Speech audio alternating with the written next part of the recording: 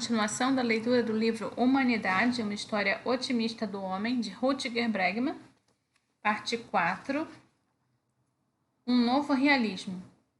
Então, de certa forma, temos de ser idealistas, pois assim acabaremos agindo como verdadeiros e autênticos realistas. Viktor Frankl, que viveu de 1905 a 1997. Eu tinha 19 anos quando assisti pela primeira vez a uma palestra sobre filosofia. Naquela manhã, sob a luz das lâmpadas fluorescentes de um auditório da Universidade de Utrecht, conheci o matemático e filósofo britânico Bertrand Russell, que viveu de 1876 a 1970. Naquele lugar e naquele momento, ele se tornou meu herói.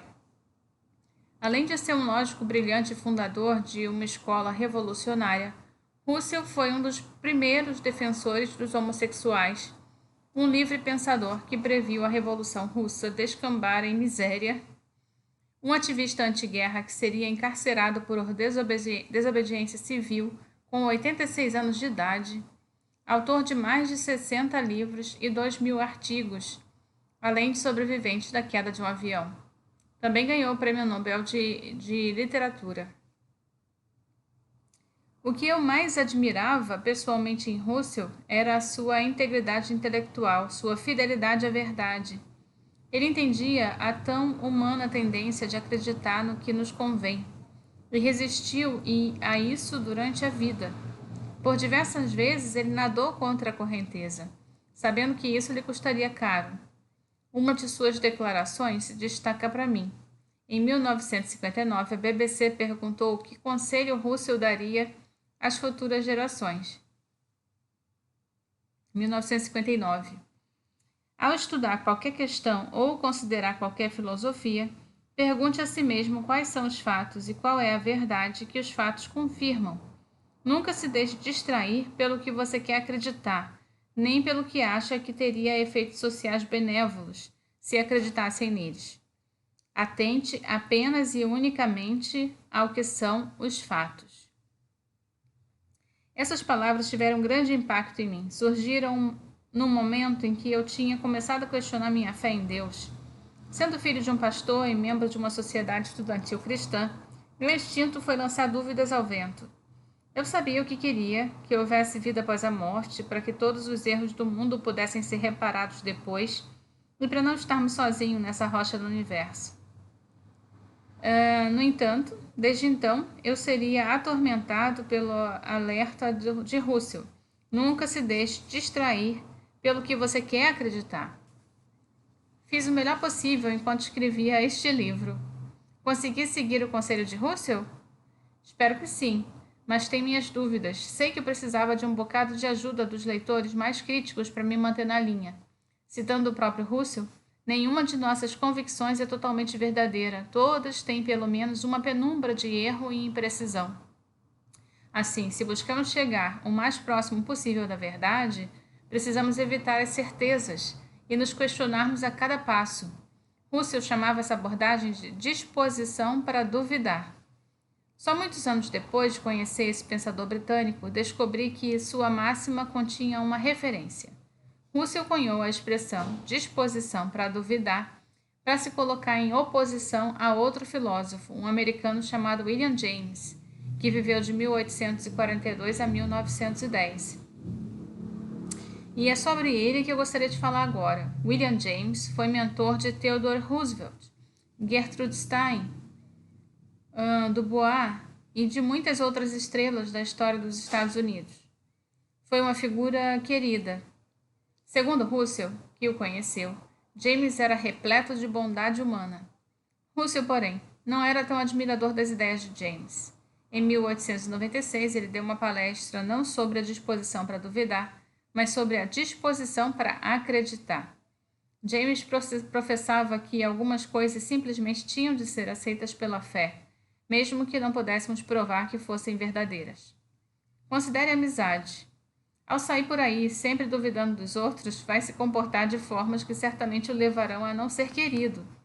Coisas como amizade, amor, confiança e lealdade tornam-se verdadeiras justamente porque acreditamos nelas. Embora concedesse que a convicção de alguém pudesse se provar errônea, James argumentava que a tapeação pela esperança era preferível à tapeação pelo medo. Bertrand não aceitava esse tipo de ginástica mental. Por mais que gostasse do homem, ele não gostava da filosofia de James. A verdade, dizia, não se dá com pensamento positivo. Por muitos anos, esse também foi o meu mote, até eu começar a duvidar da própria dúvida. O ano é 1963, 4 anos depois da entrevista de Russell à BBC. Em Cambridge, Massachusetts, o jovem psicólogo Bob Rosenthal resolve tentar um pequeno experimento em seu laboratório na Universidade de Harvard. Ao lado de 2 gaiolas de ratos, ele expõe diferentes rótulos, um deles identificando os roedores como treinados e inteligentes, e o outro como lesos e pouco inteligentes.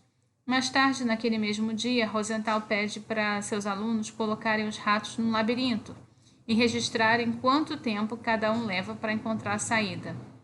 O que ele não diz é que, na verdade, nenhum dos animais era especial em nada. Eram todos ratos normais de laboratório. Mas aí acontece alguma coisa especial. Os ratos, que os alunos acreditam ser mais rápidos e inteligentes, realmente têm um desempenho melhor. É como uma mágica. Os ratos mais inteligentes, apesar de não serem diferentes das suas contrapartes menos inteligentes, têm a performance 2 vezes melhor. De início, ninguém acreditou em Rosenthal. Encontrei obstáculos para publicar qualquer coisa sobre isso. Ele se lembrou décadas mais tarde. O próprio Rosenthal, de início, teve problemas para aceitar que não havia forças misteriosas em jogo e que houvesse uma explicação racional. O que Rosenthal descobriu foi que seus alunos lidaram com os ratos inteligentes, dos quais tinham expectativas mais altas, de maneira mais carinhosa e delicada. Esse tratamento alterou o comportamento dos ratos e melhorou seu desempenho, ou pelo menos de alguns. Depois desse experimento, Rosenthal passou a desenvolver uma ideia radical, a convicção de que havia descoberto uma força invisível, porém fundamental. Se ratos se tornariam mais inteligentes quando se espera isso deles, especulou Rosenthal na revista American Scientist. Não deve ser improvável acreditar que crianças se tornem mais inteligentes se os professores esperarem isso delas. Poucas semanas depois, o psicólogo recebeu uma carta. Era da diretora da Spruce Elementary School de São Francisco, que havia lido o artigo de Rosenthal com uma proposta irrecusável. Por favor, avise se eu puder ajudar em alguma coisa, escreveu. Rosenthal não pensou 2 vezes. Imediatamente começou a elaborar um novo experimento. Dessa vez, porém, os sujeitos não eram ratos de laboratório, mas crianças. Quando começou o ano letivo, os professores da Spruce Elementary School ficaram sabendo que o aclamado cientista chamado Dr. Rosenthal aplicaria um teste nos seus alunos. Aquele teste de aquisição modulada indicaria quem faria os maiores avanços na escola naquele ano. Na verdade, era um teste de QI normal, e Rosenthal e a equipe deixaram os resultados de lado. Eles decidiram, na sorte, quais alunos indicariam aos professores como tendo grande potencial. Os alunos, por sua vez, não souberam de nada. Realmente, o poder da expectativa logo começou a operar sobre sua magia. Os professores deram ao grupo de alunos inteligentes mais atenção, mais estímulos e mais elogios, mudando assim a forma como as crianças se viam. O efeito foi mais nítido nos alunos mais novos, cujo QI aumentou 20 pontos em média num só ano. Os ganhos mais altos couberam aos alunos que pareciam latinos, um grupo normalmente sujeito a expectativas mais baixas na Califórnia. Rosenthal chamou sua descoberta de efeito Pigmaleão, em referência ao mitológico escultor que gostou tanto de uma das suas criações que os deuses decidiram dar vida à estátua.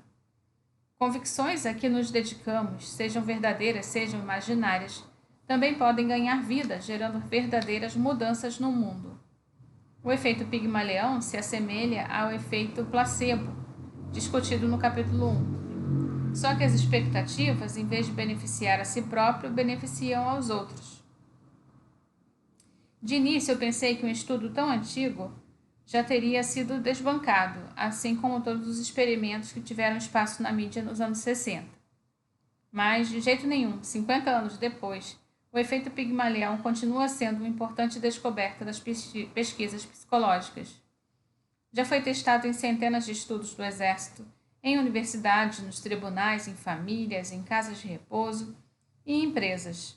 Bem, o efeito não é sempre tão forte quanto Rosenthal acreditou de início, em especial em relação ao desempenho de crianças em testes de QI. Mesmo assim, uma revisão crítica do estudo em 2005 concluiu que as abundantes evidências naturalísticas e experimentais mostram que expectativas do professor claramente influenciam os alunos, pelo menos algumas vezes. Altas expectativas podem ser uma ferramenta poderosa, que, quando utilizada por administradores, por exemplo, leva aos funcionários a terem melhor desempenho. Quando empregada por oficiais, os soldados lutam com mais afinco. Quando usada por enfermeiros, os pacientes se recuperam mais rápido. Apesar disso, a descoberta de Rosenthal não provocou a revolução que ele e a equipe esperavam. O efeito Pigmalião é uma grande descoberta científica que foi pouco aplicada. Lamentou um psicólogo israelense que não fez a diferença que deveria ter feito no mundo, e isso é decepcionante. E as más notícias não param por aí. Assim como as expectativas positivas têm efeitos reais, os pesadelos também podem se tornar realidade. O outro lado do efeito Pigmalião é o que se conhece como efeito Golem, em referência à lenda judaica, na qual uma criatura que deveria proteger os cidadãos de praga se transforma num monstro. Assim como o efeito Pigmalião, o Golem é onipresente. Quando temos expectativas negativas em relação a alguém, não prestamos muita atenção nessa pessoa. Preferimos nos distanciar, não sorrimos muito. Basicamente fazemos o que os alunos de Rosenthal fizeram ao soltarem os ratos bobos no labirinto. Há poucas pesquisas sobre o efeito Golem, o que não surpreende, tendo em vista as objeções éticas de sujeitar pessoas a expectativas negativas. No entanto, o que sabemos já é chocante. Vamos considerar o estudo feito pelo psicólogo Wendell Johnson em Davenport, Iowa, em 1939. Ele dividiu 20 órfãos em 2 grupos, dizendo a um dos grupos que seus integrantes eram bons e bem articulados para falar, e o outro que o destino deles era a gagueira. Agora, infamemente conhecido como estudo do monstro, o experimento deixou inúmeros indivíduos com problemas de fala pelo resto da vida. O efeito Golem é uma espécie de nocebo que faz maus alunos ficarem ainda mais atrasados. Pessoas em situação de rua perdem as esperanças, os adolescentes marginalizados se radicalizam. É também um dos insidiosos mecanismos por trás do racismo, pois uma pessoa sujeita a baixas expectativas não tem o melhor desempenho possível, o que reduz ainda mais a expectativa dos outros em relação a ela, e, consequentemente, prejudica ainda mais o seu desempenho. Também há evidências que sugerem que o efeito e o círculo vicioso de acúmulo de expectativas negativas podem arruinar organizações inteiras. O efeito Pigmalião e o efeito Golem são urdidos de tessitura do mundo. Todos os dias, instigamos outras pessoas a se tornarem mais inteligentes ou mais bobas, mais fortes ou mais fracas, mais rápidas ou mais lentas. Não conseguimos conter nossas expectativas, sejam com olhares, pela voz ou pela linguagem corporal. Minhas expectativas em relação a você definem minha atitude. E, por sua vez, a maneira como me comporto influencia suas expectativas e, portanto, seu comportamento em relação a mim. Se pensarmos bem, isso está no âmago da condição humana. O Homo sapiens é como uma antena, sempre sintonizada nos outros. Se alguém prende o dedo na porta, temos um sobressalto. Quando um malabarista se equilibra numa corda bamba, sentimos frio na barriga. Alguém boceja e é quase impossível não bocejarmos também. Somos programados para espelharmos os outros. Na maior parte do tempo, esse espelho funciona bem. Propicia conexões e boas vibrações, como quando todo mundo se diverte numa pista de dança. O nosso instinto de espelhar emoções negativas, como ódio, inveja e cobiça, e quando concordamos com uma má ideia de alguém, achando que são ideias comuns a todo redor, os resultados podem ser desastrosos. Considere as bolhas econômicas. Em 1936, o economista inglês John Maynard Keynes concluiu que havia um impressionante paralelo entre mercados financeiros e concursos de beleza. Imagine estar diante de centenas de concorrentes. Em vez de escolher a sua favorita, tente indicar aquela que os outros vão preferir. Nesse tipo de situação, nossa propensão é tentar adivinhar o que os outros vão pensar. Da mesma forma, se todos acreditarem que o valor de uma ação vai subir, o valor da ação sobe. Isso pode acontecer por um longo tempo. Então, no fim, a bolha vai estourar. Foi o que aconteceu, por exemplo, quando a mania das tulipas polarizou na Holanda em janeiro de 1637. E por um breve período, uma única tulipa era vendida por um valor mais de 10 vezes maior que o salário anual de um talentoso artesão, só para murchar no dia seguinte. Bolhas desse tipo não se limitam ao mundo financeiro. Estão em toda parte. Dan Ariely, psicólogo da Universidade de Duke, certa vez fez uma brilhante demonstração durante uma aula. Para explicar seu campo de economia comportamental, apresentou aos alunos uma definição que parecia extremamente técnica.